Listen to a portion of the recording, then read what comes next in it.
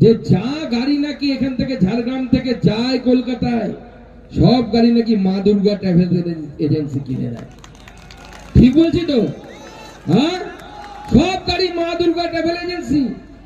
আমি যখন খোঁজ করলাম, আরে দেখি তো কাগজপত্র বের করি, কে আছে এর পেছনে।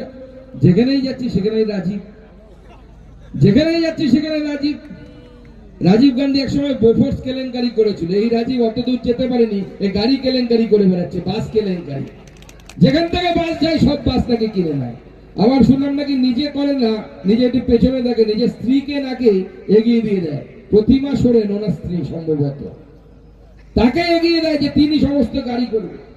আর এখানে তো অভাব নেই, একের পর এক এইভাবে উনি সম্পত্তি বাড়িয়ে যাচ্ছেন, জনগণের টাকা লুট করে সম্পত্তি বাড়াচ্ছেন, একের পর এক বাস কিনছেন। আমরা ছেড়ে দেব দাদা? এই যে বাস কবে বাঁশ হয়ে যাবে সেটা বুঝতে পারবেন না, জনগণ কিন্তু পেছনে বাঁশ দিয়ে দেবে।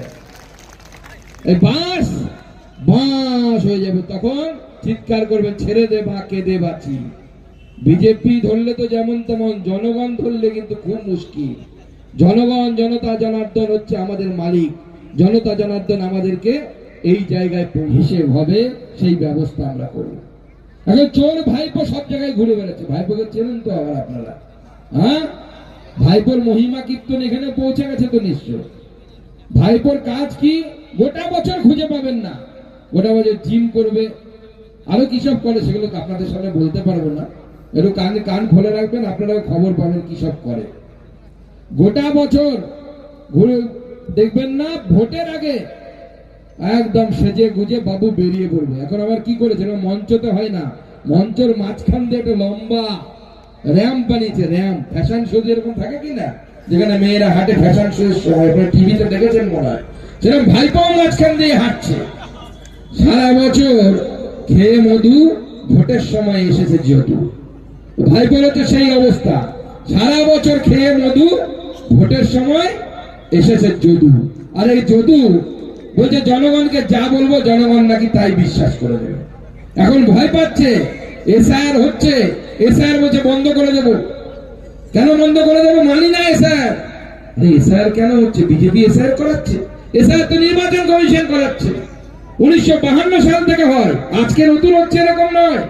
তুই পড়াশোনা করেছিস, তুই পড়াশোনা করে দেখ, 1952 সাল থেকে এসআইআর হচ্ছে। 2002-03 পশ্চিমবঙ্গে লাস্ট এসআইআর হয়েছিল।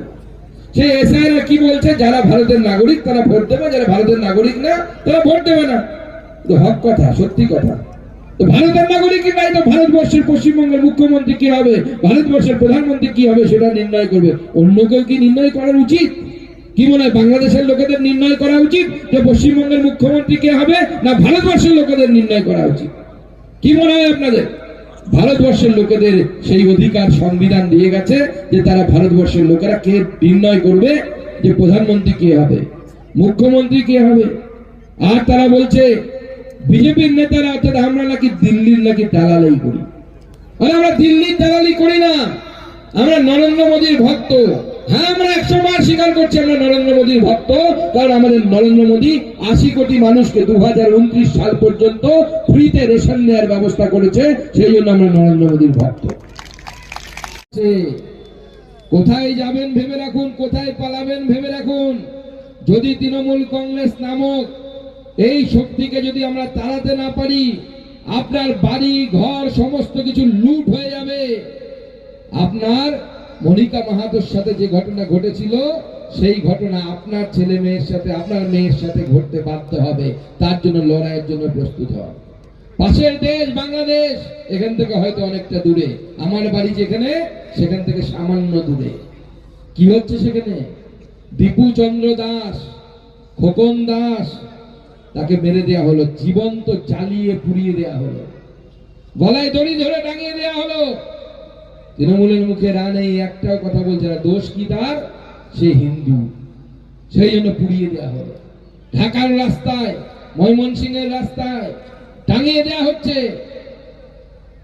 আর ভাবছেন, অনেকে ভাবছে তৃণমূল বলছে ওটা তো বাংলাদেশে হচ্ছে, আমাদের এখানে কিছু হচ্ছে না।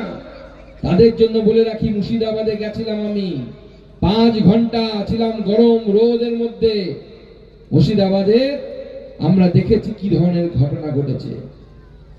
চন্দন দাস, হরগোবিন্দ দাস বাড়ির সামনে কুপিয়ে কেটে মেরে দিয়েছে। কারা? দিদি যাদেরকে দুধেল গায়ে বলে। দিদি বলে যে গরু দুধ খায়, দুধ দেয়, তার লাত খাওয়া ভালো। দিদি দুধ খাচ্ছে, ক্ষীর খাচ্ছে, আপনি এবং আপনার ভাইপো আর আপনার দলের লোকেরা লাথি খাচ্ছে। পশ্চিমবঙ্গের সাধারণ মানুষ আমরা লাথি খাবো না, প্রয়োজনে লাথি মারবো, সেই দিন আসছে, তার জন্য তৈরি হচ্ছে।